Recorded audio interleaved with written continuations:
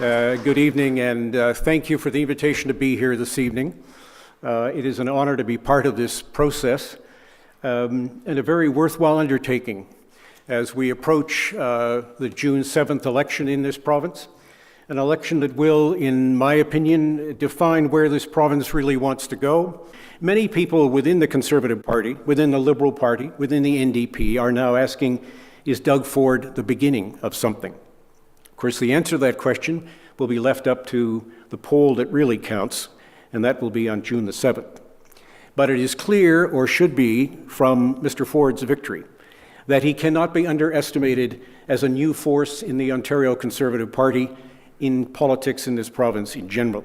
A man who will play, I think, a key role in the outcome of this election, and in many ways has already begun to set the agenda. The so-called Ford Nation, largely based in West End and East End parts of Toronto, has grown outside the Greater Toronto Area. It did during the leadership campaign, and it will continue to grow across the province into the southwest of Ontario, into northern Ontario, growing support with a very simple message that will make Doug Ford, I believe, a very tough opponent for Kathleen Wynne's Liberals and Andrea Horwath's New Democrats. Still, a lot of what Ford has been saying, to be frank, simply doesn't add up. The promise to lower taxes, to cut the size of government, to end political corruption, all the while eliminating carbon pricing without cutting programs or jobs, is little more than wishful thinking. Many of you out there who may have voted Liberal in 2014 have become disenchanted with Ms. Wynne and are looking for another place to go.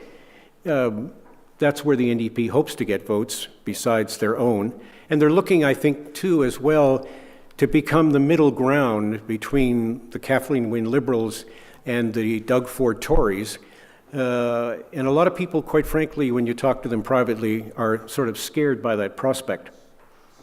The NDP has come out with a dental care plan, expanded pharmacare, and lo and behold, in the throne speech of yesterday, who has a dental care plan for people 65 and over, like yours truly, who doesn't have a dental plan, and a pharmacare plan that would be expanded beyond its original concepts from the Liberals, the Liberal Party of Ontario.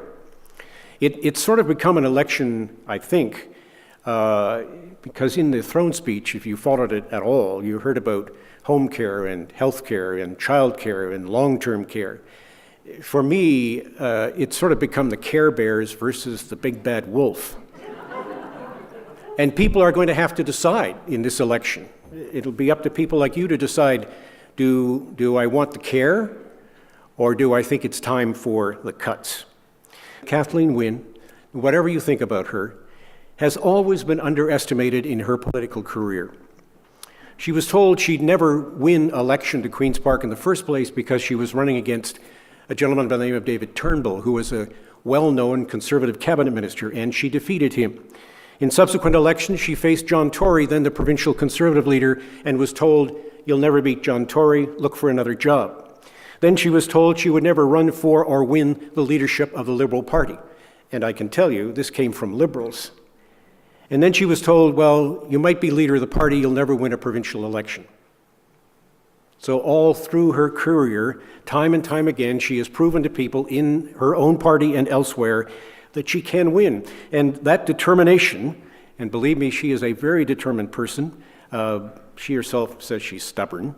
I'll ask Mr. Malloy later about that. Coupled with a lot of experience, carries into the election a very formidable sort of campaign strategy and a campaign persona. And this is where you come into the equation. And I congratulate you for coming here tonight to sit and talk about this issue, to be involved in it, because it's really important.